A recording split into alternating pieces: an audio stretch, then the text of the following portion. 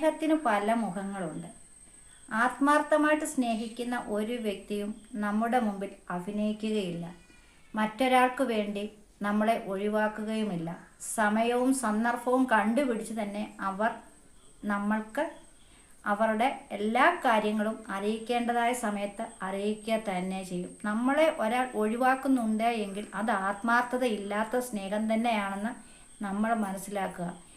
എത്ര തന്നെ ആയാലും ഏതൊരു വ്യക്തി ആത്മാർത്ഥമായിട്ടൊരു വ്യക്തിയെ സ്നേഹിക്കുന്നുണ്ടെങ്കിൽ അവർ സമയമില്ല എങ്കിലും ആ സമയം അവർ കണ്ടെത്തുക തന്നെ ചെയ്യും. അത് തീർച്ചയായിട്ടുള്ള ഒരു കാര്യമാണ്. നമ്മുടെ ഒരു ചെറിയ കാര്യങ്ങൾ പോലും നമ്മൾ ആത്മാർത്ഥമായിട്ട് സ്നേഹിക്കുന്ന വ്യക്തിയെ അറിയിക്കാനായിട്ട് അവർ താല്പര്യപ്പെടുകയും ചെയ്യും. സ്നേഹം നമ്മൾ ഒരിക്കലും ഒരു വ്യക്തിയിൽ നിന്നും യാചിച്ചു വാങ്ങേണ്ട ഒരു കാര്യമല്ല. മനസ്സറിഞ്ഞു കൊടുക്കുന്ന സ്നേഹം മാത്രമേ യാഥാർത്ഥ്യമായ സ്നേഹമാവുകയുമുള്ളൂ. അതിനു മാത്രമേ വാല്യൂ ഉണ്ടായിരിക്കുകയുമുള്ളൂ.